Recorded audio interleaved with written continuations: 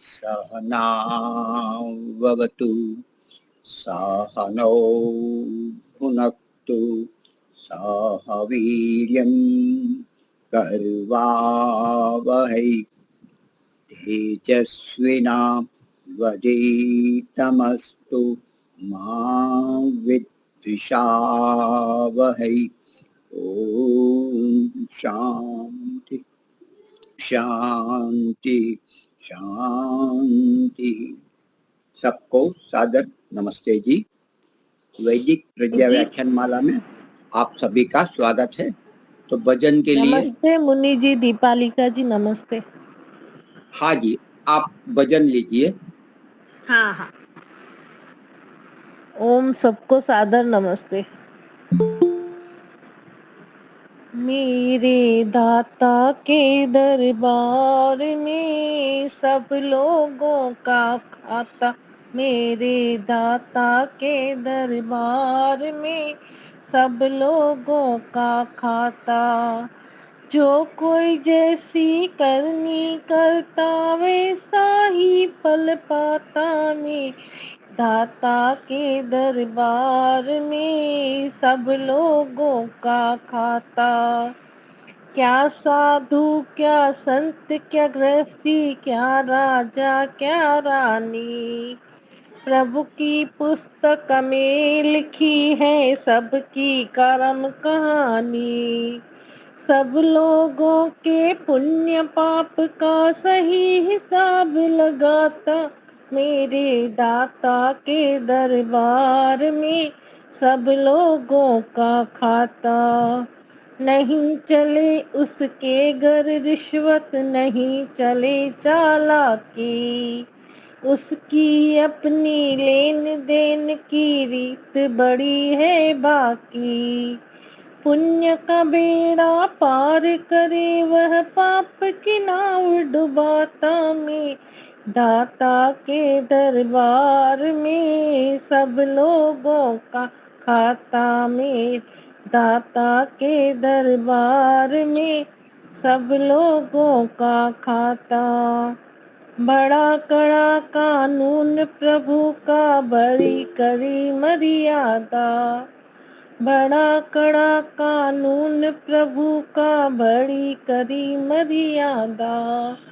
किसी को कौड़ी कम नहीं देता, किसी को कौड़ी ज्यादा। इसीलिए तो सब दुनिया का नगर सेठ कहलाता, मेरे दाता के दरबार में सब लोगों का खाता। करता सही हिसाब सभी का, एक आसन पर डट के, उसका न्याय कभी ना बदले, लाख कोई सर पटके। करता सही हिसाब सभी का, एक आसन पर डट के, उसका न्याय कभी ना बदले, लाख कोई सर पटके।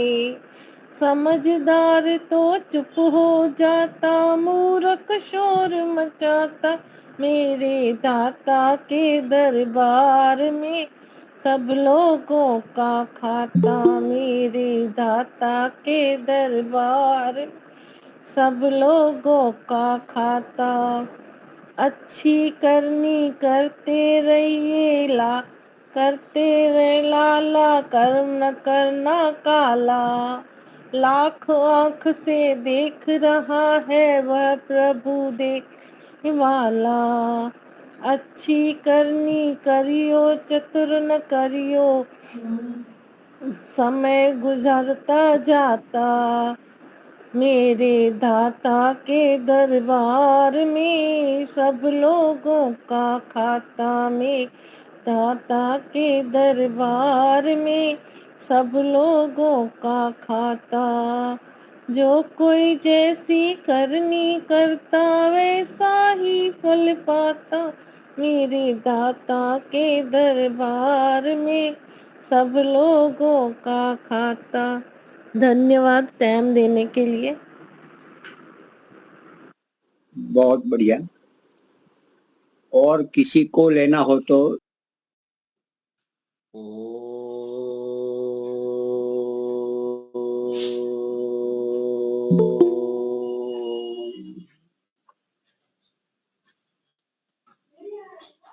हमारी श्रृंखला चल रही है मुख्य यज्ञ को हमने अपना विषय लिया हुआ है और पंच महायज्ञ विधि से इस विषय को ले रहे हैं। और हमने अपने इस विषय में कि ये जो हमारा जीवन है वह अपने आप में ही एक यज्ञ है। जैसे ये उपनिषद में भी आता है कि पुरुष वाव यज्ञ, कि पुरुष का जीवन ही अपने आप में एक यज्ञ है। तो अगर हमारा जीवन ही यज्ञ है और हमारे जीवन का लक्ष्य सुख की प्राप्ति और दुख की निवृत्ति है, तो कैसे ये आपस में परस्पर इनका समन्वय है कि कैसे मैं अपने जीवन के अंदर सुख की प्राप्ति और अत्यंत दुख की निवृत्ति कर सकूं और इस यज्ञ में जीवन को हम जी सकें। तो महर्षि ने इसको मोटे और से 5 तरह के यज्ञ बताए: ब्रह्म यज्ञ, देव यज्ञ, अतिथि यज्ञ, और ऐसे हम 2 तरह के और यज्ञ लेके हैं जिसमें बलिवेश यज्ञ आ जाता है आदि, और अग्निहोत्र देव यज्ञ जिसको भी हम कहते हैं। तो हमने मुख्य अभी ब्रह्म यज्ञ को लिया और कैसे ये ब्रह्म यज्ञ हमारे जीवन में परिवर्तन लेके आता है और हम कैसे इस जीवन में अपनी उन्नति कर सकेंगे। तो उसमें हमने सबसे सरल लिया गायत्री मंत्र, जो हम अपनी उपासना में संध्या में कहते रहते हैं और उसका हम जप करते हैं, और उस जप से क्या क्या हमें लाभ होंगे, कैसे हम उस मंत्र के द्वारा सारी की सारी संध्या उपासना जो रहती है उसका सार ले लेते हैं। और महर्षि ने कैसे इस मंत्र के द्वारा एक पूरा का पूरा हमारे सामने जीने की कला प्रस्तुत करी है। हमारे पास कई तरह से हम ज्ञान को प्राप्त करते हैं और उन सारे ज्ञान को लेके हमारे जीवन के अंदर हम उसे समझना चाहते हैं कि कैसे हमें इससे लाभ हो। तो हमने अब तक ये समझा हमारी श्रृंखला में कि हम अगर इस गायत्री मंत्र को, जिसमें 3 चीजें मुख्य हैं, स्तुति, प्रार्थना और उपासना, तो पहले हमने ईश्वर की, जैसे ओम भूर्भुवः स्वः है, प्राण स्वरूप है, दुख नाशक है, सुख स्वरूप है, हम ईश्वर की स्तुति देखते हैं। और हमने यह देखना है कि इनके सबके फल और लाभ क्या हैं। अगर हमारे जीवन में हमें जब तक किसी का लाभ और उसका फल पता नहीं है कि इससे हमें क्या हमारे जीवन के अंदर इसका लाभ होगा, कैसे ये हमारे जीवन के जो मैं कर्म कर रहा हूं उसका फल क्या मिलने वाला है, तब तक हमें उसमें विशेष रुचि नहीं आती है। तो महर्षि ने बहुत ही स्पष्ट और बहुत ही सरल तरीके से बताया गया है कि आपको स्तुति के क्या लाभ होते हैं, उसमें आपको प्रार्थना के क्या लाभ होते हैं और आपके उपासना के क्या लाभ होते हैं। और इन तीनों को मिला के भी हम संध्या बोल सकते हैं, हम ध्यान बोल सकते हैं। और जब हमारा विषय विशेष से ईश्वर होता है ध्यान में, समाधि में और एकाग्रता की अवस्था में, तो उसको हम विशेष रूप से उपासना कहते हैं। तो उपासना जो होती है उसके अंदर स्तुति भी आ जाती है और प्रार्थना भी हम कर लेते हैं जब हम संध्या में बैठते हैं, और विशेष रूप से हम ईश्वर के समीप बैठते हैं। उपासना का मतलब होता है ईश्वर के समीप होना। तो इन तीनों चीजों को जब हम समझ रहे हैं कि ये कैसे हम स्तुति, प्रार्थना और उपासना ये एक मंत्र ही है जिसके अंदर तीनों का समावेश है, और हमने जब इन तीनों में हम मुख्यतः से ईश्वर की स्तुति जब करते हैं और ईश्वर के प्रार्थना करते हैं कि हे ईश्वर आप ऐसे ऐसे हो, और हम प्रार्थना करते हैं कि हमारी बुद्धि को सन्मार्ग में प्रेरित करें, तो इसमें मुख्य जो बीच में उपासना है कि हमें करना क्या है, हमारी कैसी बुद्धि होनी चाहिए, उसमें हम कहते हैं हे ईश्वर हम प्रेम भक्ति से निश्चय ही शुद्ध विज्ञान को धारण करें, हमारी बुद्धि कैसी हो, शुद्ध विज्ञान वाली हो। तो कई बार हम उस शुद्ध विज्ञान को जानने की कोशिश करते हैं और अपने जीवन में धारण करने के लिए प्रयास करते हैं। तो हमने ये देखा कि सबसे पहले प्रेम भक्ति को समझने की कोशिश की, कैसे निश्चय होता है हमारे जीवन के अंदर। तो ये जो ज्ञान रहता है, ज्ञान को ज्ञान हम कब कहते हैं? यहां महर्षि जब भी ज्ञान की बात कहते हैं तो ये कोई शब्द ज्ञान की बात नहीं कहते हैं। महर्षि कहते हैं यथार्थ ज्ञान। यथार्थ मतलब जो अनुभूति में हो, जो उपयोग में हो, जो अनुभव में हो, उसको कहते हैं यथार्थ ज्ञान। क्योंकि हम ज्ञान तो बहुत कुछ सुन रहे हैं, ये सारे जो 2.5 लाख लोग हाथरस में गए थे वो भी सारे ज्ञान प्राप्त करने ही गए थे, लेकिन अगर हम वैसा ज्ञान प्राप्त करते हैं तो हमारी क्या दुर्दशा होती है आज हम सब ये जानते हैं। तो ये एक महर्षि ही थे, जो स्वामी महर्षि दयानंद सरस्वती जी थे, जिन्होंने ऐसी अवस्था से हमको बचा के रखा है। नहीं तो वो भी ज्ञान, वो तो बहुत ही सरल ज्ञान कहते हैं, उनकी केवल धूल मिट्टी उनके पैरों की ले लो और आप ठीक हो जाओगे, वो तो और सरल जीवन बताते हैं। हमारा क्या, महर्षि तो बहुत पूरे बोलते हैं कि आपको तो पुरुषार्थ करना पड़ेगा, लेकिन वहां तो बहुत इजी है। तो लेकिन उसकी अंततः स्थिति क्या होती है हम सब जानते हैं कि हमारा इतना जो मनुष्य जीवन जो इतनी मुश्किल से मिलता है, हम ऐसे पाखंड और अंधविश्वास में हम बर्बाद कर देते हैं। बहुत मुश्किल से ये मनुष्य जीवन मिलता है। तो सबसे पहले हम उस महर्षि के ऋणी हैं जो हमें ये सतर्क करता है कि भाई आपको जब तक शुद्ध विज्ञान नहीं होगा तब तक जीवन में उन्नति नहीं होगी। आप कितने भी पंथ में चले जाए, संप्रदाय में चले जाए, कितना भी अच्छा गुरु मिल जाए आपको, कोई भी गुरु ऐसा कहे कि मैं आपकी जिंदगी बदल दूंगा, तो ये हमारे महर्षि गुरु ऐसा नहीं कहते हैं। बोले आपका जीवन बदलोगे आप खुद ज्ञान प्राप्त करोगे, आप खुद विज्ञान प्राप्त करोगे, और आपको खुद को ही पुरुषार्थ करना है, और उसी पुरुषार्थ का ही फल आपको मुक्ति मिलने वाली है।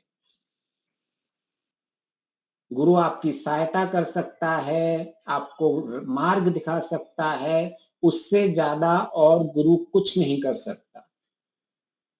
तो यही महर्षि का हमारे ऊपर बहुत बड़ा उपकार है कि जिन्होंने हमारे बुद्धि से काम करने के लिए हमको निर्देश दिया गया है।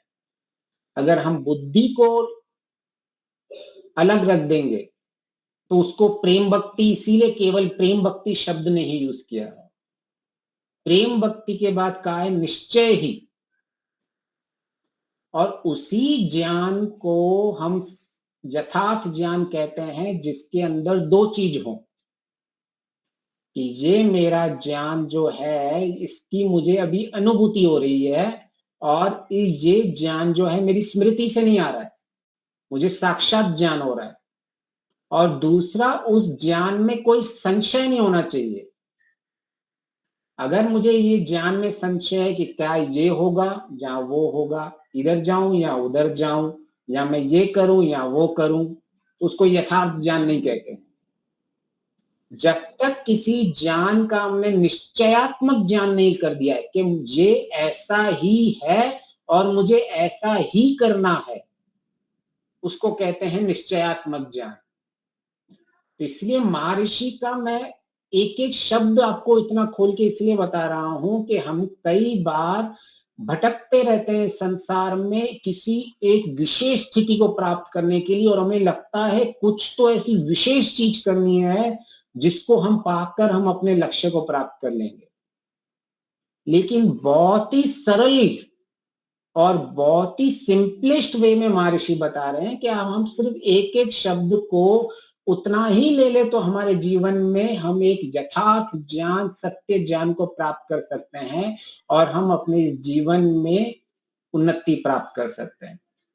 तो केवल महर्षि ऐसे नहीं करते आप भक्ति करते रहो, भक्ति करते रहो।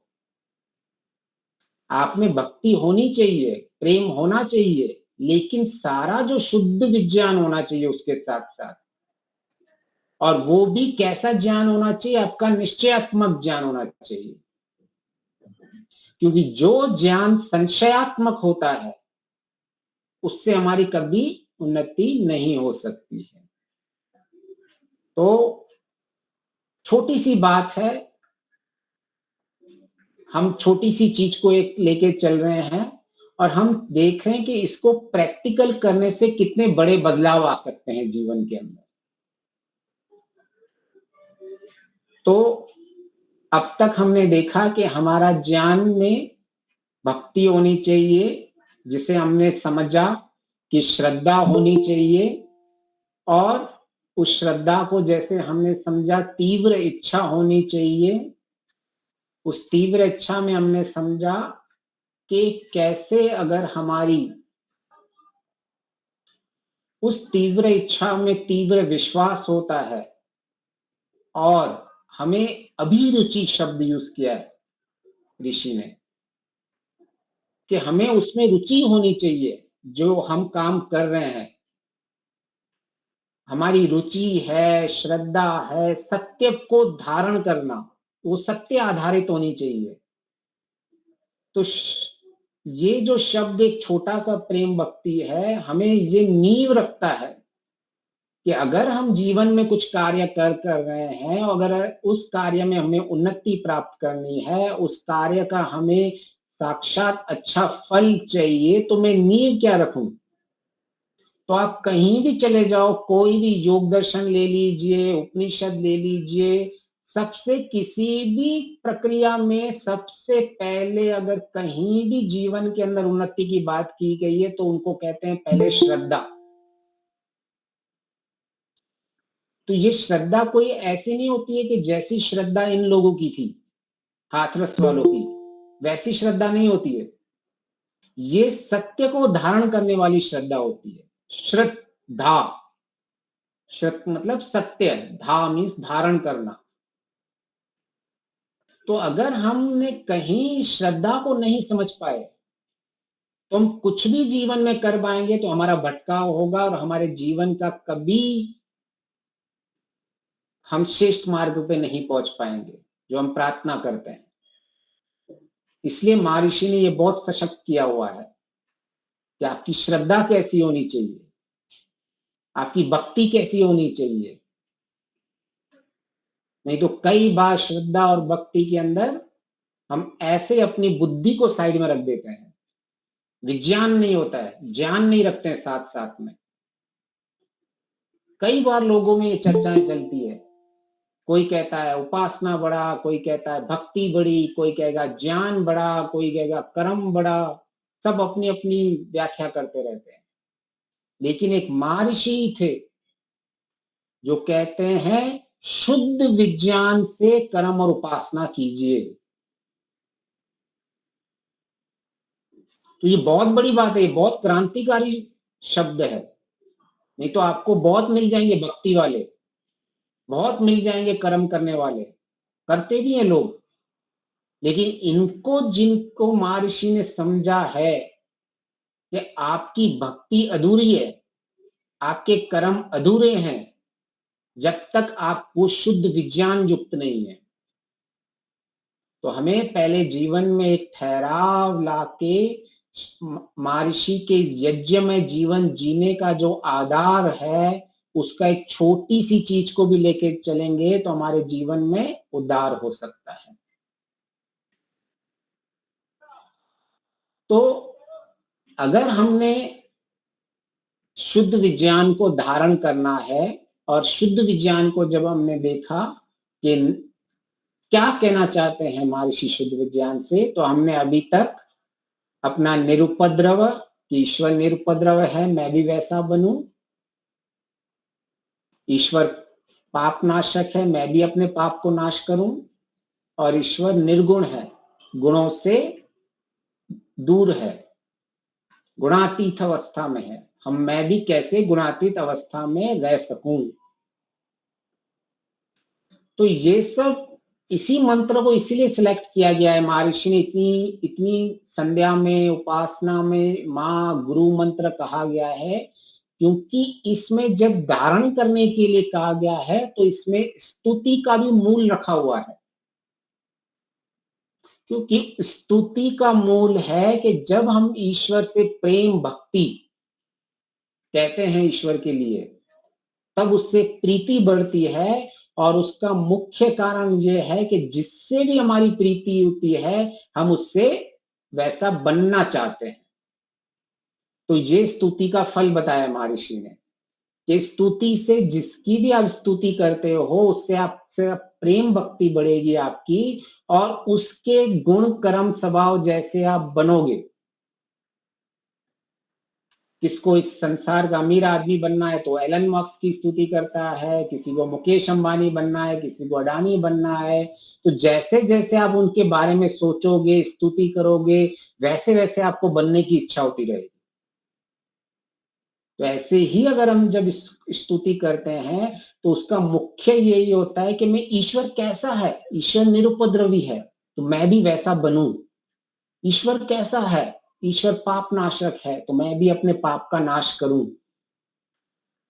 ईश्वर कैसा है, ईश्वर गुणातीत है, मैं भी किस तरह से राग द्वेष गुणों से दूर रहूं। तो जब हम ईश्वर को ऐसे समझने की कोशिश करते हैं और ईश्वर को ऐसे यथार्थ ज्ञान से समझते हैं तो इस एक मंत्र के अंदर ही सारे जीवन का सार आ जाता है।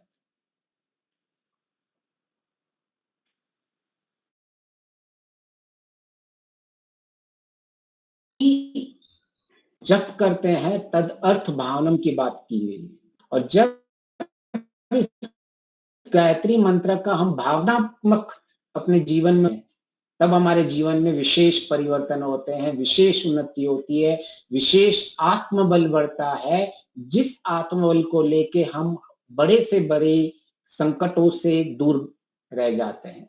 सबको प्रतिकूलताएं आती हैं, प्रतिकूलताओं से जैसे हमने सोचा कोई बच नहीं सकता है, लेकिन जिसमें आत्मबल होता है उसको कम से कम इस प्रतिकूलताओं का इम्पैक्ट होता है।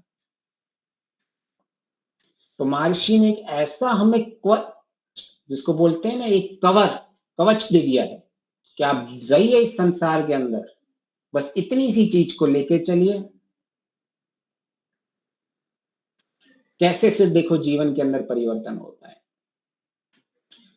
तो हमने प्रेम भक्ति में, हमने अंत में अभी जो हमारा पिछला प्रकरण था उसमें हमने ईश्वर परिधान को समझा था।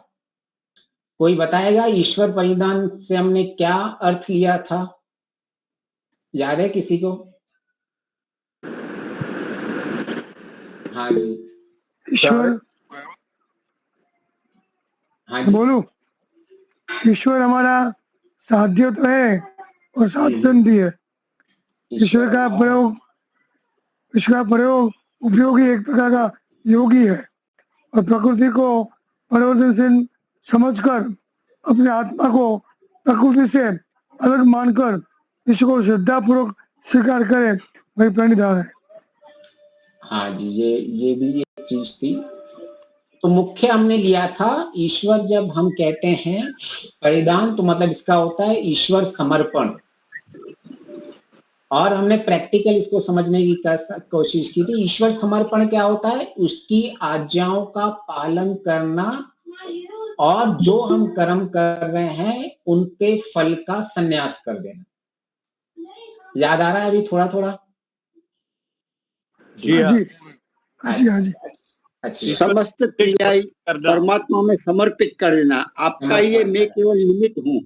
हाँ, तो इसमें समर्पण भावना बहुत आती है। इसमें कैसे हमने प्रैक्टिकल समझने की कोशिश की थी कि हम कैसे जिए प्रैक्टिकल समर्पण भावना से। हमने उसमें कुछ उदाहरण भी लिए थे कि सबसे पहले किस तरह से मैं ईश्वर परिधान से जी रहा हूं और छोटे छोटे कर्मों को कैसे मैं ईश्वर परिधान के साथ जी सकूं। तो हमने उससे समझा था सबसे पहले कोई भी कर्म करे उस कर्म के हमारे दो प्रश्न उठने चाहिए। क्या ये कर्म धर्म पूर्वक है या कोई कर्म अधर्म पूर्वक है? अगर उसका उत्तर आता है धर्म पूर्वक तो उस कर्म के लिए आगे बढ़ना है। दूसरा, उस पहले तो कर्म कैसे करने का इसका प्रश्न आना चाहिए, तो हमने वो पूर्वक बोला धर्म पूर्वक करने का। दूसरा प्रश्न पूछा था क्या ये कर्म करते समय और कर्म करने के बाद मैंने अपना पूर्ण पुरुषार्थ दिया? अगर उत्तर आता है हाँ तो उस कर्म को स्वीकार कर देने का। तीसरा आता है कि क्या मैंने ये जो पूर्ण पुरुषार्थ के साथ कर्म किया इसका पूर्ण फल की मेरे हाथ में है? तो उत्तर आएगा कि पूर्ण फल हमारे हाथ में नहीं होता। उसका पुरुषार्थ जो हम करते हैं उस पुरुषार्थ के अनुसार फल मिलता है, लेकिन कितना मिलेगा, कब मिलेगा, कैसे मिलेगा वो हमारे हाथ में नहीं रहता। तो अगर हमने ये निश्चय लिया था कि भाई मैं कैसे कर्म ईश्वर को मुझे समर्पित करने हैं, तो मुझे वैसे कर्म करने समर्पित करने जो धर्म पूर्वक किए वो कर्म हो। कई लोग होते हैं जो सिर्फ ब्लाइंडली कर्म करते रहते हैं और बोले हमने ईश्वर के ऊपर छोड़ दिया। वो ये प्रश्न या इसका निर्णय नहीं लेते हैं कि ये कैसा कर्म है मेरा। तो सबसे पहले कोई भी कर्म ईश्वर के समर्पण के लिए नहीं रहता है। जो कर्म ज्ञान पूर्वक है, जो कर्म धर्म पूर्वक है, वो ही कर्म ईश्वर को समर्पित किया जाता है। प्राय लोग ऐसे ही कहते हैं कि बगैर ज्ञान पूर्वक ही समर्पण में चले जाते हैं और उसका ही ये नतीजा है जो हाथरस में हुआ है। सारे जो श्रद्धालु थे उसके ऊपर समर्पित थे, लेकिन यहां महर्षि क्या कहना चाहते हैं, किस तरह के कर्म समर्पित करने हैं। तो हमें सबसे पहले जो ज्ञान पूर्वक, शुद्ध ज्ञान पूर्वक, धर्म पूर्वक कर्म है, उस कर्म में हमारा ये निश्चय हो चुका है कि मेरा धार्मिक कर्म है और उस कर्म में मैंने पूर्ण पुरुषार्थ कर चुका हूं। अभी ही मुझे वो कर्म पे मेरा जो उत्तर आएगा कि इसका वैसे ही फल पूर्ण मेरे हाथ में नहीं है, तो मैं इसका टेंशन क्यों लूं। तो ईश्वर बोलता है देख तूने इतनी मेहनत की, तूने इतना पुरुषार्थ किया, अभी तू टेंशन मत ले, सब मेरे हवाले छोड़ दे। तो हमें उसका टेंशन नहीं लेना है कि ये कब मिलेगा, कैसे मिलेगा, कितना मिलेगा, कोई दे रहा है कोई नहीं दे रहा है। अगर हम ऐसा ईश्वर के ऊपर समर्पण कर रहे हैं तो इसको कहते हैं हमारी पूरी की पूरी भक्ति है ईश्वर की न्याय व्यवस्था पे। नहीं तो हमारी भक्ति है ही नहीं। अगर हम ईश्वर के फल के ऊपर अगर हम ऐसे आग्रह करके बैठे हुए हैं कि मुझे इतना ही मिलना चाहिए, मुझे अभी ही मिलना चाहिए, तो ईश्वर के न्याय पे हमें भक्ति नहीं है अभी तक। तो बहुत सिंपल है, पहले भूमिका में प्रेम भक्ति का भाव कर दिया है और उस भक्ति के अंदर किस तरह से समर्पण किया जाता है उस समर्पण का भी बहुत सिंपल से बता दिया है कि भाई आप धर्म पूर्वक करके पुरुषार्थ करने के बाद प्रश्न पूछिए कि वैसे भी क्या मैं ये फल मेरे ऊपर मेरे हाथ में है। तो हमारा उत्तर आया था नहीं है। हमने बहुत सारी चीजें देखी थी कि कर्म के फल के लिए जो आता है उसमें हमारा अब का पुरुषार्थ, हमारा पिछला पुरुषार्थ, हमारे साथ जो लोग रहते हैं उनका पुरुषार्थ, हमने देखा समय का समय कितना है, इन्वायरमेंट कैसा है, परिस्थिति कैसी है, उन सब को देख के फल आता है। तो वैसे ही हमको पता है कि फल के लिए इतनी सारी क्राइटेरियाज हैं, इतने सारे मापदंड हैं, और इन सारों का समन्वय होगा तभी ही मुझे फल उसके हिसाब के अनुकूल दे देगा ईश्वर। हो सकता है मेरा पुरुषार्थ कम हो जाए, हो सकता है मेरा पिछला पुरुषार्थ कम हो सकता है मेरे साथ जो हो उसका पुरुषार्थ कम हो। अभी इस न्याय व्यवस्था पे विश्वास करके छोड़ देना है, टेंशन नहीं लेना है उसके बाद। तो इस तरह से हर कर्म से जीना, इसको कहते हैं ईश्वर परिणाम। बिल्कुल निश्चिंत रहता है वो इंसान। और फिर हमने देखा कि वही तो चीज है कि हमें ईश्वर के ऊपर इतना विश्वास नहीं रहता है कि वो तो लेने के लिए रेडी है टेंशन, भाई दे दो मुझे तुम्हारा टेंशन, लेकिन हम नहीं दे पाते हैं। तो हमने फिर इसके ऊपर विवेचन किया और विश्लेषण किया कि अगर हमारा अभी ईश्वर के प्रति पूर्ण विश्वास नहीं हो रहा है तो कोई बड़ी बात नहीं है, ये धीरे धीरे चलता रहेगा। और कई बार इसका मुख्य ये कारण होता है कि हम जो ज्ञान प्राप्त करते हैं, हमारे सामने कई ज्ञान आते हैं और उन ज्ञान में से हर एक ज्ञान अपने अपने स्तर पे सही रहता है, लेकिन हम क्या करना चाहते हैं, हम शॉर्टकट से जीना चाहते हैं। क्योंकि अगर उस ज्ञान में विद्या जो है, हमारा मुख्य लक्ष्य है कि भाई हम अगर सुख की प्राप्ति करना चाहते हैं और दुख की निवृत्ति करना चाहते हैं, तो क्या ऐसी चीज है जो दुख की निवृत्ति जिससे हो जाती है और क्या उपाय है। तो हमने देखा दुख का कारण क्या है, अविद्या, और सुख का कारण क्या है, विद्या। हे हेतु हान उपाय, आपने सुना होगा ना, योग दर्शन में बहुत प्रचलित है। तो ये जो विद्या चीज है, यही महर्षि कहते हैं शुद्ध विज्ञान। अभी क्यों हमारा ईश्वर के ऊपर इतना विश्वास नहीं रहता, इतना दृढ़ विश्वास नहीं होता, क्योंकि विद्या में भी दो तरह की विद्याएं होती हैं, एक होती है पराविद्या और एक होती है अपराविद्या। तो प्राय लोग ऐसा कहते हैं, पराविद्या मतलब जिसमें ब्रह्म विद्या होती है, जो इस संसार के भौतिक सुखों से परे, भौतिक ज्ञान से परे। और दूसरी परिभाषा करते हैं, परा मीन्स ऊपर और अपरा मीन्स नीचे। अभी क्या हो जाता है कि जब हमें इसका ज्ञान होता है तो हम तुरंत पराविद्या की ओर भागने लग जाते हैं कि हाँ, मुझे तो ऊपर वाला ज्ञान चाहिए, ये अपरा वाला ज्ञान प्राप्त करके मैं क्या करूंगा। और यही हमारी बहुत बड़ी गलती हो जाती है। और इसमें जो गलती होती है, हमारी शुद्ध विज्ञान नहीं होता है, इसीलिए हम इस गलत मार्ग पे चले जाते हैं।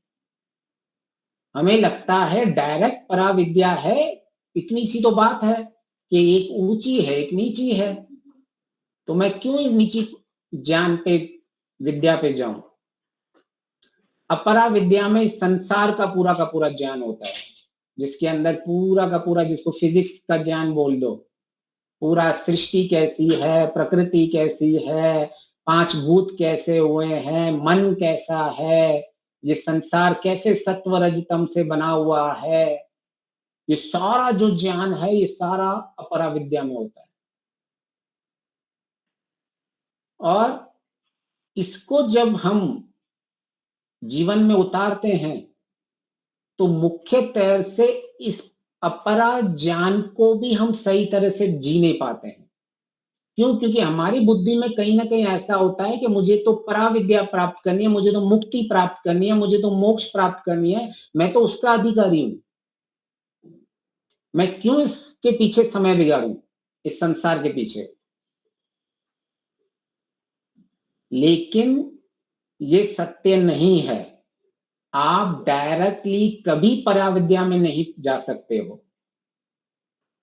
ऐसा कोई रास्ता नहीं है कि जो आपको डायरेक्ट पराविद्या में लेके जाए। आपको कभी ऐसे डायरेक्ट नहीं होगा कि मैं इन सबको ज्ञान को प्राप्त नहीं करूं। इन संसार के अंदर मेरे जो धर्म कर्तव्य कर्म है, मेरा देश के प्रति कर्तव्य कर्म है, मेरे वर्ण आश्रम के प्रति कर्तव्य धर्म है, मेरे माता पिता के प्रति कर्तव्य धर्म है, मेरे समाज के प्रति कर्तव्य धर्म है, ये सब अपराविद्या में आ जाएंगे। तो प्राय लोग जब होते हैं सब कहते हैं कि आपको अगर ईश्वर का दामन पकड़ लिया तो इसमें आपका कोई कर्तव्य नहीं है। अगर आपने डायरेक्टली ईश्वर पे चले गए, तो डायरेक्टली ब्रह्म विद्या प्राप्त कर ली, तो आपको इन सब के चक्कर में पड़ने की जरूरत नहीं है। आपको ऐसा बहुत सुनाई मिलेगा और ये बहुत प्रचलित है।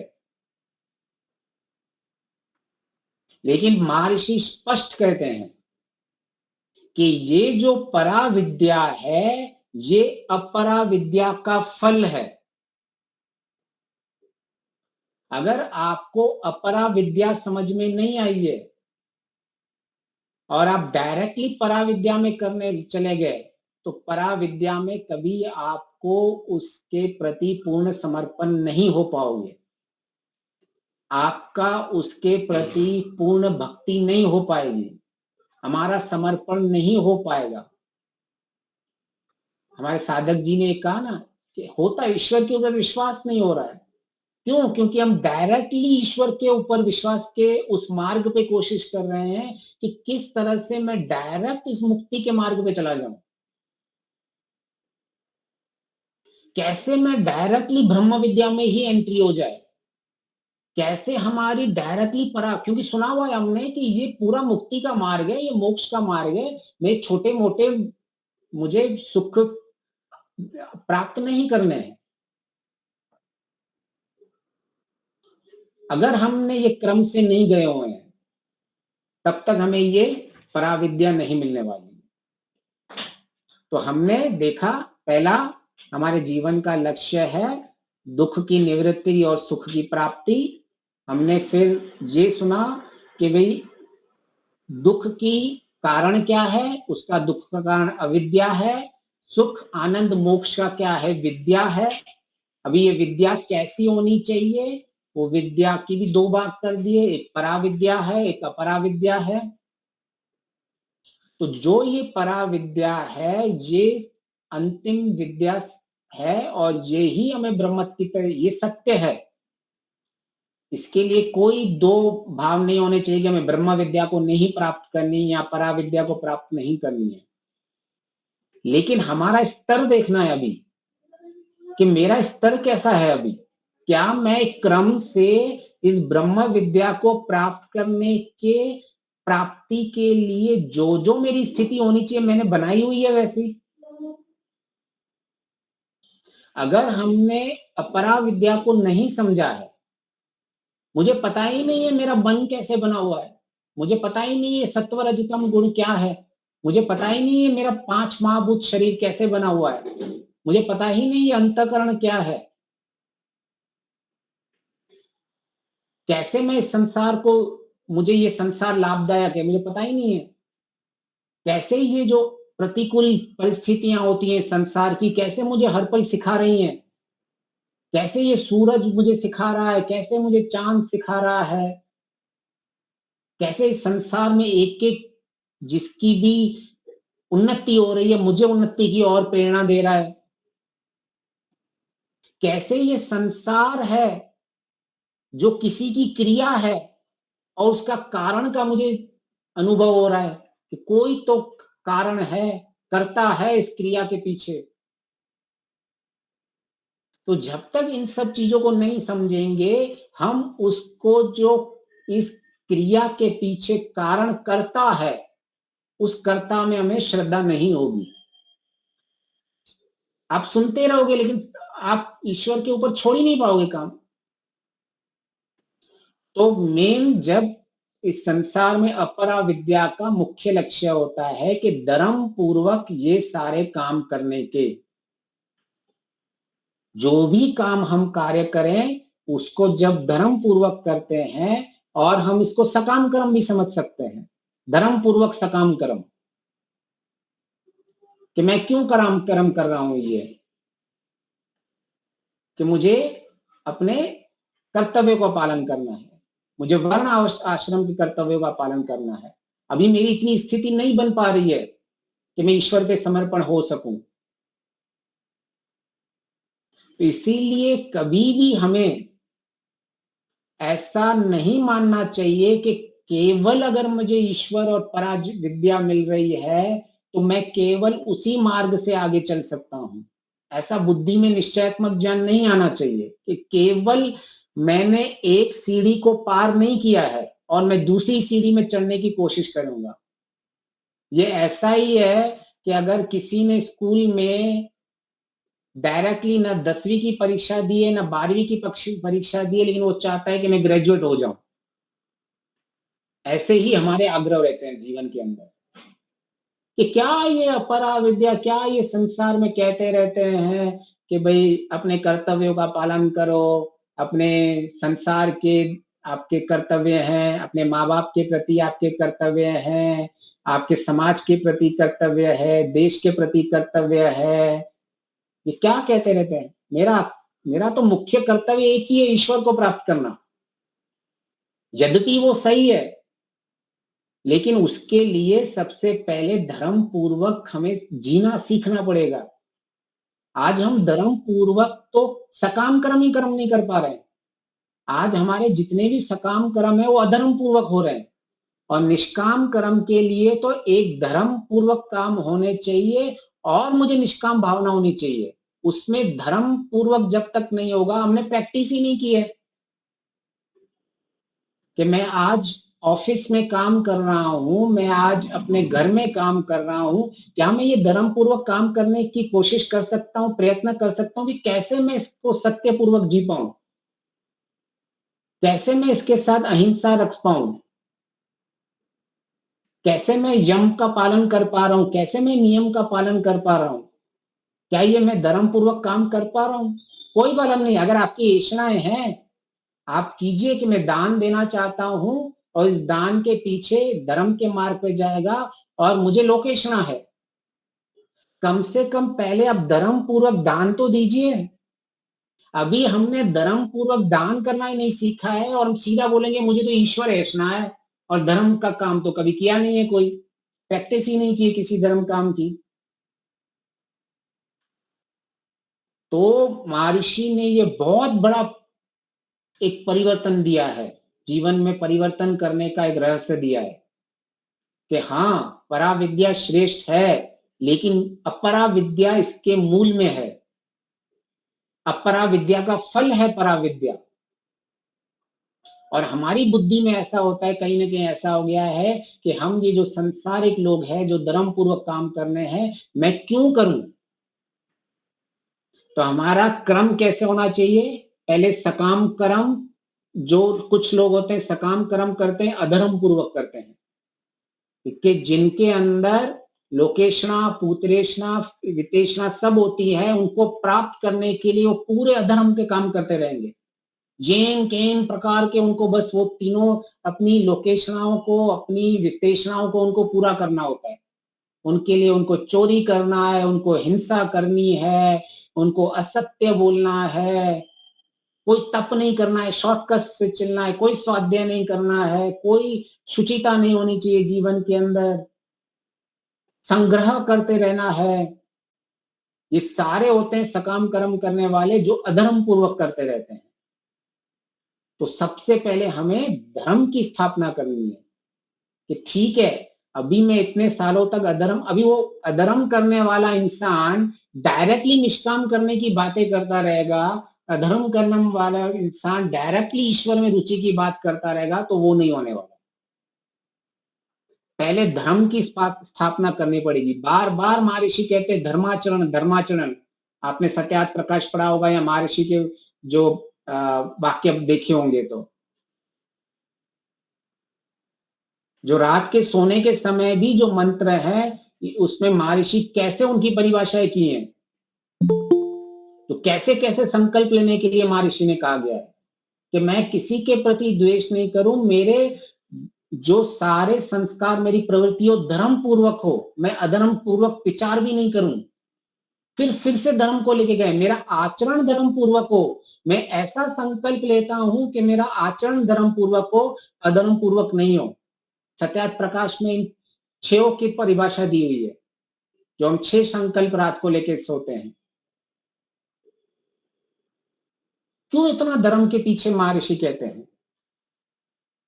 तो हमें कभी भी ग्लानि महसूस नहीं होनी चाहिए कि अगर हम सकाम धर्म काम कर रहे हैं, हमारी अभी इतनी स्थिति नहीं बन पा रही है कि हम निष्काम काम करें, तो कोई बड़ी बात नहीं।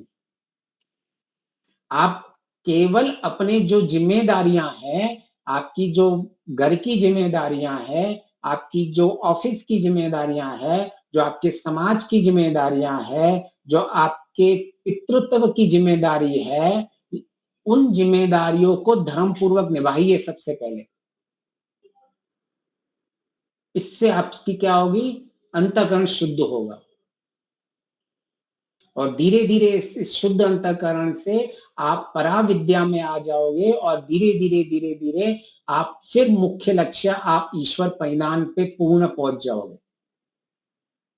तो पहले अगर ईश्वर के पीछे पूर्ण श्रद्धा नहीं हो रही है, पूर्ण भक्ति नहीं हो रही है, तो इसमें कभी भी ग्लानि महसूस नहीं करनी चाहिए। प्रैक्टिस करते रहना है कि मैं अभी जो काम कर रहा हूं, कम से कम मैं पहले अधर्म पूर्वक काम कर रहा था, मैं उनको धर्म पूर्वक करना, सकाम करना स्टार्ट कर दूं। मैं शुद्ध विज्ञान को डाल दूं, यही शुद्ध विज्ञान है। कई लोग हैं जो डायरेक्टली पराविद्या पे जंप देते हैं, उनके जीवन में अशांति उल्टा बढ़ जाती है, क्योंकि कोई उनकी प्रैक्टिस नहीं होती धर्म पूर्वक जीवन करने की। उन्होंने कोई सकाम धर्म पूर्वक काम ही नहीं किया होता है, लेकिन ज्ञान सुन लिया। और ये 2 तरह के होते हैं, उपनिषद पढ़ लिए, उपनिषद में लिखा हुआ है, या अपरा विद्या वाले तो अविद्या में है। आपको मिलेंगे ऐसे उपनिषद में, लेकिन वहां ऋषि का क्या कहना चाहते हैं, किस चीज के लिए कहना चाहते हैं, वहां हमें शुद्ध विज्ञान पर लगाना पड़ेगा। वो उस परिस्थिति में लिखा हुआ है जिस परिस्थिति में केवल लोग अपरा में जाते हैं, जो आगे उन्नति नहीं करते हैं। तो अगर हमारे जीवन के अंदर सबसे पहले हम शुद्ध रूप से अपने सकाम कार्यों को धर्म पूर्वक करें, तो धीरे धीरे धीरे धीरे हमारा ईश्वर के ऊपर भक्ति बढ़ती जाएगी, आपकी श्रद्धा बढ़ती जाएगी। क्योंकि आपको जब धर्म पूर्वक काम करोगे तो आपके मन के अंदर सत्व गुण बढ़ेगा, और जब आपका सत्व गुण बढ़ेगा तो आपके मन के अंदर प्रसन्नता, शांति, सुख बढ़ेगा। और अभी आपको ये परम एक ज्ञान हो जाएगा कि जब मैं ईश्वर की आज्ञा का पालन कर रहा हूं, तब मैं किसी भी कर्म को करता हूं तो मेरे अंदर साक्षात प्रसन्नता बढ़ती जा रही है, मेरे अंदर सत्व गुण प्रदान बढ़ता जा रहा है। ये भी प्रकृति है, अभी मुझे ईश्वर की तरफ से नहीं मिल रहा है, लेकिन ईश्वर की व्यवस्था से ये सब मुझे मिल रहा है। ऐसा जब उसका धीरे धीरे निश्चय होता जा रहा है कि मैं जितना ईश्वर के आज्ञाओं को मान रहा हूं, मैं भले सकाम कर्म नहीं कर रहा हूं, लेकिन मुझे उसका साक्षात एक परिणाम मिल रहा है, मुझे फल मिल रहा है, तो आपका निश्चय दृढ़ होता जाएगा। जैसे किसी मिठाई की दुकान में एक कोई करे, ये बहुत अच्छी मिठाई है, ये ऐसी मिठाई है, लेकिन आप बोल रहे थोड़ी चखने तो दो मेरे को मिठाई। मिठाई की दुकान में वो चखाता है ना मिठाई वाला कि ये 1000 रुपए की है, ये तो थोड़ा टेस्ट करने के लिए देता है, तो फिर आप सिलेक्ट करते हो, ये नहीं, ये नहीं, ये चाहिए। ऐसे ही हम जब सकाम पूर्वक धर्म पूर्वक करते हैं तो हम उस सुख को टेस्ट करते हैं। ये सत्व गण का जो सुख आता है ना, अब उसको पता चल जाता है कि पहले में जब तमोगुणी दुख मुझे मिलता, सुख मिलता था, जब मुझे रजोगुणी सुख मिलता है, ये सत्वगुण वाला सुख तो और श्रेष्ठ है। ये सुख तो कुछ अलग ही प्रसन्नता लेके आ रहा है, ये तो अलग ही मेरे मस्तिष्क में शांति आ रही है। जब आपको ऐसे सत्व गुण सुख मिलते जाते रहते हैं और आपके पास कंपैरिजन होता है कि पहले मैं अधर्म की, मतलब मैंने सत्य पे इतना ध्यान नहीं देता था, मैं हिंसा पे इतना ध्यान नहीं देता था, मैं तमोगुणी सुख पाता रहता था, मैं रजोगुण का दुख सुख पाता रहता था, लेकिन ये सत्वगुण सुख बहुत बढ़िया है। तो अभी क्या आपके पास कंपैरिजन आ गया, ये मिठाई खाई आपने, ये मिठाई खाई और तीसरी और अच्छी मिठाई खा ली। अब आपको क्या इस पे निर्णय हो गया कि इस दुकान वाला जो मिठाई दे रहा है, इससे भी महंगी मिठाई मैं इसी दुकान वाले से ही लूंगा।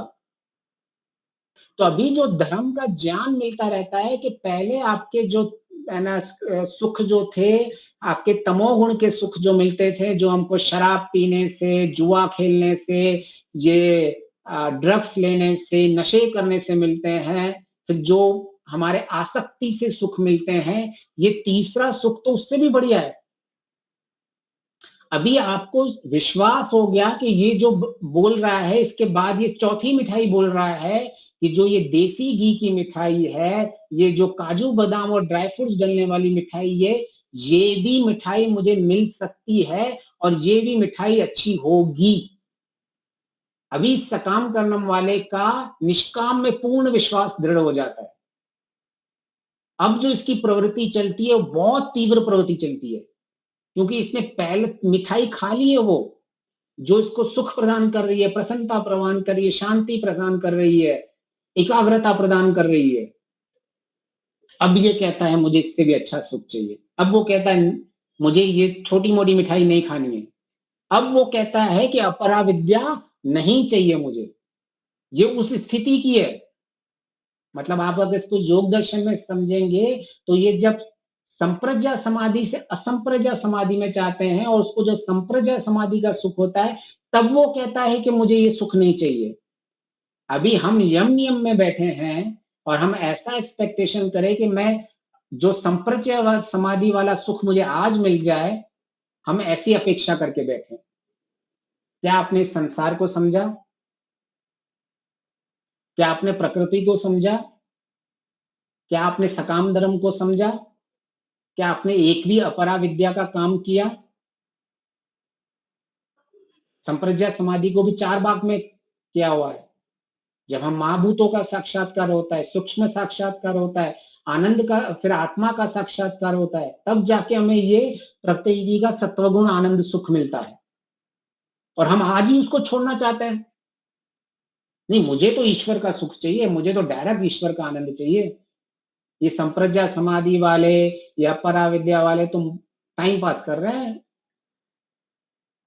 जब डायरेक्ट मुझे शॉर्टकट पता है तो मैं क्यों यहाँ टाइम वेस्ट करूं? प्राय हमारी ऐसी अशुद्ध ज्ञान वाली स्थिति हो जाती है। महर्षि इसको शुद्ध ज्ञान नहीं कहते हैं। तो हमें जीवन में अपने कर्तव्य पालन करते रहना है। हमें अपने जीवन में जितनी जितनी स्थिरता बन रही है, जैसी जैसी स्थिति बननी है, उसके लिए कभी भी नकारात्मक वे में नहीं देखना है। ठीक है, मेरे अभी हैं लोकेशनाएं, लेकिन मैं धर्म पूर्वक करता हूं कि मैं और दान करूंगा और लोगों की सेवा करूंगा, और भले मेरे को मंच में पिला के हार पहनाए, पहले स्टार्ट तो करना है धर्म का काम। लेकिन हम क्या करते हैं, नहीं नहीं नहीं, मुझे तो ऐसी प्रवृत्ति चाहिए कि डायरेक्टली मुझ में अंदर ऐसे संस्कार बन जाए कि मैं दान भी दूं और मेरे के अंदर कोई लोकेशना भी नहीं है। मतलब 2 चीजें पैरेलल काम कर रहे हैं। हम धर्म पे भी काम करना चाहते हैं और ईश्वर ईश्वर पे भी काम करना चाह रहे हैं, और दोनों एक साथ हो नहीं पा रहे हैं, हमारे संस्कार नहीं है ऐसे। तो उसके बाद फिर हताश, निराश, और हमने सत्वगुण का सुख भी प्राप्त नहीं किया है, तो हमारी इसके ऊपर रुचि भी नहीं होती है। लोग कहते हैं ना रुचि ही नहीं होती है, मैं तो बहुत ट्राई करता हूं। तो रुचि कैसे होगी? आपने सत्वगुण का सुख तो चखा ही नहीं, आपने वो प्रसन्नता तो सखी नहीं, जो संप्रज्ञा समाधि में जो सुख मिला है वो तो आया ही नहीं। आप तो डायरेक्टली पहली कक्षा में होके सीधा 12वीं कक्षा में जो असंप्रज्ञा समाधि, ऐसी एक्सपेक्टेशन हम रख के बैठे हुए हैं।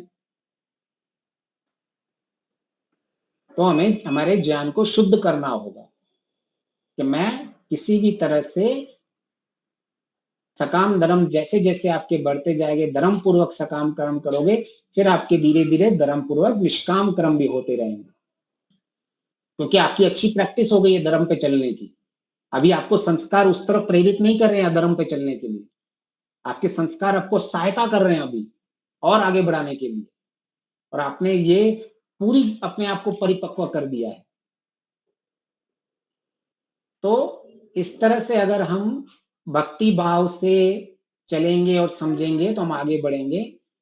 किसी के पास कोई प्रश्न हो तो सबसे पहले वो लेते हैं, नहीं तो हमें लेट हो जाता है। आज के लिए कोई अगर प्रश्न हो तो, कि ऐसा कुछ लगे कि नहीं हमें तो कोई ऐसा कोई शॉर्टकट मिल जाए जिससे हम डायरेक्ट ईश्वर की समाधि में मग्न हो जाए।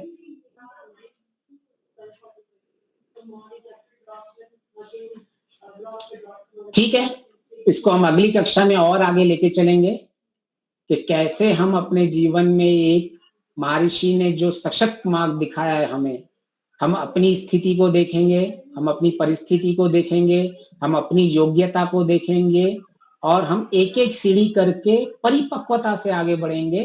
तो हमें निश्चय ही हमारे जीवन के जो अभी हमारे संसार के जो कर्तव्य कर्म है वो भी अच्छे होंगे, और हमारा कल का जो मोक्ष का मार्ग है वो भी अच्छा रहेगा। कैसे हम इन दोनों में समन्वय करके रखें, एकांगी नहीं चलना है, समन्वय बना के चलना है कि मेरी अभी स्थिति ऐसी है, मैं एक संसार में हूँ, अपने कर्मों को कर रहा हूँ, उसको सबसे कैसे बेस्ट करके करूं, उसको कैसे मैं आगे, यही मुझे आगे हेल्प करेगा अपने मुक्ति को प्राप्त करने के लिए। इस तरह से अगर हम संसार में पॉजिटिविटी देखते हैं कि संसार मुझे कैसे आगे बढ़ाने वाला है, तो धीरे धीरे धीरे धीरे हमें प्रतिकूलताओं से शिकायत नहीं होगी। नहीं तो हम क्या छिन्न भिन्न हो जाते हैं जब संसार में जीते हैं कि ये क्या है, मैं तो आध्यात्मिक इंसान हूं, इन किन लोगों के बीच में मेरे को ईश्वर ने फंसा दिया है, ऐसी घृणा होने लग जाती है संसार से। ऐसे नहीं होता है। विवेक और वैराग्य कभी भी ऐसे नहीं होता है कि किसी के प्रति द्वेष होके, किसी के प्रति घृणा। ये तो एक आनंद की अनुभूति से होता है, स्वयं ही त्याज्य होता रहता जाता है। आप जैसे जैसे आगे बढ़ते जाओगे, आपको जहां अभी हमको बल लगाना पड़ रहा है छोड़ने में, आपको आगे आगे सकाम धर्म में अपने अच्छे हो गए हो तो आपके निष्काम में प्रवृत्ति अपने आप होती रहेगी, आप आगे अपने आप बढ़ते रहोगे। तो इस तरह से हम चलेंगे तो हमारी विशेष उन्नति होगी और हम अपने जीवन में आगे बढ़ेंगे। आपका बहुत बहुत धन्यवाद। बहुत सुंदर। एक प्रश्न मैं रखता हूँ सभी के लिए कि क्या हवन करते हैं वह तो अपना कर्म है, आवश्यक कर्म है, अनिवार्य कर्म है, जो छोड़ने योग्य नहीं होता है। जैसे स्नान करते हैं, जैसे कपड़ा पहनते हैं, भोजन करते हैं पका के, ये सब है तो आवश्यक कर्म है। तो वास्तव में क्या संध्या ये आवश्यक कर्म है कि क्या कि पुण्य कर्म है? संध्या करना क्या पुण्य कर्म है या तो आवश्यक कर्म है जो प्रतिदिन नित्य प्रति करना होता है? संध्या उपासना, संध्या उपासना, आप सभी जवाब देंगे कोई भी। हवन करना पुण्य काम नहीं है, वो तो बात बराबर है, क्योंकि नहीं करना पाप है। लेकिन हम रोज हवन करते हैं तो करना पड़ता है। गंदे हो गए, हमारा मन गंदा हो गया तो हमारा ये वातावरण घर का आसपास का गंदा कर लिया, कचरा पोता किया, कुछ जाने अनजाने सब ये गंदगी फैला रहे हैं पसीने से, ये श्वास उच्छ्वास से, तो ये तो गंदा किया तो साफ किया। तो वैसे ही क्या संध्या वो आवश्यक कर्म है जैसे स्नान आदि करना, हवन आदि करना, और नहीं करना क्या पाप है? आवश्यक कर्म है, ये नैमित्तिक कर्म भी नहीं है, पुण्य कर्म भी नहीं है। जैसे हम गंदे होते स्नान करना पड़ता है, भूख लगती है खाना पड़ता है, तो वैसे हमारा मन गंदा हो गया तो वो भी साफ करना पड़ता है। तो सुबह आधा घंटा के लिए, शाम का आधा घंटा, ये नित्य कर्म है, नित्य करने योग्य है। ये स्पष्टता अब मैं जब ये जो वृष्टि यज्ञ हुआ वेसलपर में, तो वहां ये चर्चा हुई। तो संध्या एक नित्य कर्म है, आवश्यक कर्म है, अनिवार्य कर्म है, अपरिहार्य कर्म है। ये कोई पुण्य कर्म नहीं है, नहीं करोगे तो पाप कर्म है। लेकिन पुण्य कर्म बनाना हो, मोक्ष के लिए वो एक साधन बनाना हो, तो विशेष तप करना पड़े, विशेष स्वाध्याय करना पड़ेगा, विशेष पुण्य काम करना पड़ेगा, औरों के लिए जीना पड़ेगा। वो भक्ति है। रोज संध्या करना वो कोई पुण्य काम नहीं है, वो तो अनिवार्य है, करना ही पड़ेगा। मेला हुआ है तो सब करो, करना पड़ेगा और नित्य है, ये करना ही है। इसके बिना नहीं करेगा, गंदा हो जाएगा, मलिन हो जाएगा, बेकार हो जाएगा, उसमें कोई समाधि नहीं लगेगी, उसमें चंचलता आएगी, मूर्खता आएगी। तो संध्या वो नित्य कर्म है, अपरिहार्य कर्म है, अनिवार्य कर्म है, छोड़ा नहीं जा सकता, और नहीं करोगे तो पाप लगेगा, जैसे हवन करना भी। तो ये स्पष्टता बड़ी अच्छी लगी।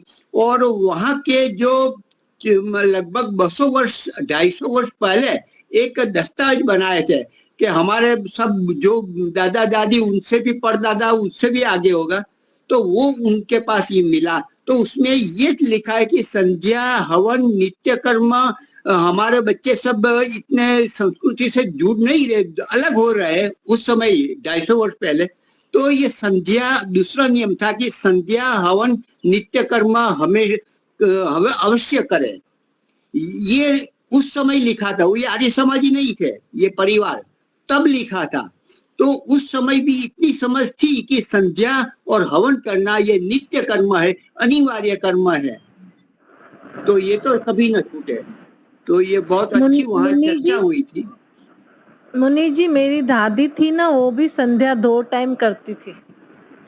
हाँ बिल्कुल, भले आर्य समाज ना हो, वैदिक धर्म ना हो, लेकिन ईश्वर, आर्य समाज नहीं था तब, पर वो संध्या करती थी 2 टाइम। हाँ बिल्कुल बिल्कुल करते ही थे। वो तो परंपरा से, जब से सृष्टि बनी तब से ये नियम लागू है कि आपको ये ईश्वर का धन्यवाद, संध्या करना मतलब ईश्वर का धन्यवाद करना, उनको स्मरण करना, आभार प्रकट करना, और अपने लिए नई एनर्जी लेकर ये संसार क्षेत्र में आगे बढ़ते जाना। ये तो अनिवार्य है। और विशेष आपको काम करना है तो आप विशेष तप करिए, विशेष पुरुषार्थ करिए और आगे बढ़िए। तो ये चर्चा मैंने 5 मिनट और ले ली। बहुत बहुत धन्यवाद। कुछ न कुछ कार्यक्रम चलता रहता है। रोजर में भी 9 से 14 क्रियात्मक योगाभ्यास है। उसके बाद हमारे गांधीनगर में 15, 16, 17 है, और बीच में 13, 14, 15 शनि रवि सोम आर्यासी, जो यहाँ रोजर से कन्या महाविद्यालय से पढ़ के स्नातक हुई है, जिंद है, आचार्य आशीष जी चला रहे, तो वहां भी वो टीचर के रूप में अभी कुछ शिविरें भी ली थी। तो युवा है, काम कर रहे, तो हम वहां जाएंगे। 2 समय 2-2 घंटा है, रात्रि को है और दोपहर में। तो 13, 14, 15 वहां है, 15, 16, 17 हमारे गांधीनगर में, और लाकरोड़ा 9 से 14 है। तो मैं आता रहूंगा, जाता रहूंगा, मिलते रहेंगे। धन्यवाद। शांति पाठ। ओम जौ शांतिरंतरे।